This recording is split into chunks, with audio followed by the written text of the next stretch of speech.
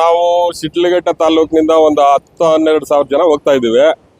12 ಸಾವಿರ ಜನ 160-150 ಬಸ್ಸು, ಬೈಕ್ಗಳು ಮತ್ತೆ ಸ್ವಂತ ಓನ್ ಗಾಡಿಗಳೊಳಗೆ ಹೋಗ್ತಾ ಇದ್ದಾರೆ.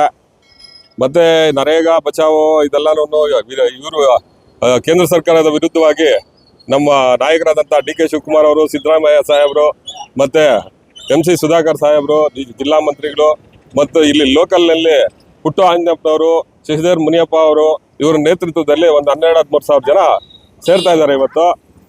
ಇವತ್ತು ನಾವೆಲ್ಲನೂ ಈ ಹಳ್ಳಿಗಳೊಳಗೆ ನರೇಗಾ ಕಾರ್ಯಕ್ರಮವನ್ನ ಮೊಟಕುಗೊಳಿಸ್ತಾ ಇರೋ BJP ಸರ್ಕಾರಕ್ಕೆ ನಾವು ಇವತ್ತು ಧಿಕ್ಕಾರ ಹೇಳೋದಕ್ಕೆ, ಅವ್ರಿಗೆ ನಮ್ಮ ರಾಜ್ಯ ನಾಯಕರಾದಂಥ ಸಿದ್ದರಾಮಯ್ಯನವರು ಮತ್ತೆ ಡಿ ಕೆ ಶಿವಕುಮಾರ್ ಅವರ ಕೈ ಬಲಪಡಿಸೋದಕ್ಕೆ ನಾವು ನಮ್ಮ ಶಿಡ್ಲಘಟ್ಟ ತಾಲೂಕಿನಿಂದ ಒಂದು 12 ಸಾವಿರ ಜನ ಮತ್ತೆ ಇನ್ನೂ ಅದಕ್ಕಿಂತ ಹೆಚ್ಚು ಜನಗಳು ಸೇರಿ ನಾವು ಈ ಪ್ರತಿಭಟನೆಯನ್ನ ಹಮ್ಮಿಕೊಂಡಿದ್ದೀವಿ. ದಿಬ್ಬೂರಹಳ್ಳಿ ಭಾಗದಿಂದ ಅಲ್ಲೇ ಹಾಗೆ ಸಾರ್ಲಿ ಮೇಲೆ ಆ ಕಡೆ ಹೋಗುತ್ತೆ. ಮತ್ತೆ ಈ ಕಡೆ ಎಲ್ಲ ವೈಮನಸಹಳ್ಳಿ ಮತ್ತೆ ಈ ಇವೆಲ್ಲನೂ ಜಮ್ಮಕೋಟೆ ಈ ಭಾಗದವರು ಆ ಕಡೆ ಹೋಗ್ತಾರೆ. ನಾವೆಲ್ಲನೂ ಈ ಟೌನಿಂದ ಒಂದು 20 ಬಸ್ ಹಾಕಿದ್ದೀವಿ. ಇವೆಲ್ಲ ನೋಡ್ಕೊಂಡು ಒಂದು 10-12 ಸಾವಿರ ಜನ ಬಸ್ಗಳೊಳಗೆ ಹೋಗ್ತಾ ಇದ್ವಿ. ಮತ್ತೆ ಬೇರೆ ಕಡೆಯಿಂದ ಸ್ವಂತದ ಗಾಡಿಗಳಿಂದ ಮತ್ತೆ 2 ವೀಲರ್ಸು ಇದರಿಂದ ಸ್ವಲ್ಪ ಜಾಸ್ತಿ ಜನ ಹೋಗ್ತಾ ಇದೀವಿ.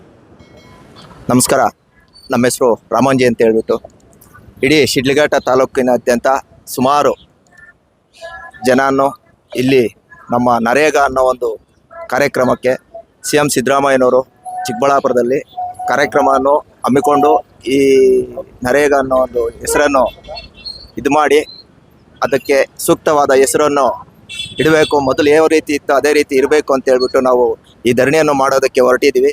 ಶಿಡ್ಲಘಟ್ಟದಿಂದ ಸುಮಾರು ನಮ್ಮ ಕಡೆಯಿಂದ ಒಂದು 2-3 ಬಸ್ಸನ್ನು ನಾವು ಹೊರಟಿದ್ದೀವಿ. ಈ ಕಾರ್ಯಕ್ರಮ ಸಕ್ಸಸ್ ಆಗೋವರೆಗೂ ಬಿಡುವುದಿಲ್ಲ ಅಂತ ಹೇಳ್ಬಿಟ್ಟು ನಾವು ಈ ಪ್ರತಿಭಟನೆ ಮಾಡ್ತಾ ಇದ್ದೀವಿ. ಶಿಡ್ಲಘಟ್ಟ ತಾಲೂಕಿನಿಂದ ಶಿಡ್ಲಘಟ್ಟದಿಂದ ಚಿಕ್ಕಬಳ್ಳಾಪುರಕ್ಕೆ ಸಿದ್ದರಾಮಯ್ಯ, ಮುಖ್ಯಮಂತ್ರಿ ಸಿದ್ದರಾಮಯ್ಯ ಅವರು ರಾಮ್ಜಿ ಅದಕ್ಕೆ ವಿರುದ್ಧವಾಗಿ ಆಡಳಿತ ಮಾಡೋದಕ್ಕೆ ಬರ್ತಾ ಇದ್ದಾರೆ. ಅವರಿಗೆ ನಾವು ಸಹಕಾರ ಕೊಟ್ಟು ಇಲ್ಲಿಂದ ನಾವು ಜನರನ್ನ ನಾವು ಕರ್ಕೊಂಡು ಹೋಗ್ತಾ ಇದ್ದೀವಿ, ಸ್ವಯಂ ಪ್ರೇರಿತವಾಗಿ ಹೋಗ್ತಾ ಇದ್ದೀವಿ. ನಮಸ್ಕಾರ, ನಾವು ಚಿಕ್ಕಬಳ್ಳಾಪುರಕ್ಕೆ ಪುಟ್ಟು ಆಂಜನಪ್ಪನ ಕಡೆಯಿಂದ 150 ಬಸ್ ಆಗಿ ನರೇಗಾ ಫಂಕ್ಷನ್ಗಾಗಿ ಹೋಗ್ತಾ ಇದ್ವಿ. ಶಿಡ್ಲಘಟ್ಟ ಸಿದ್ಧಾರ್ಥನಗರ ದಿಂದ ಬಿಡ್ತಾ ಇದ್ದೀವಿ.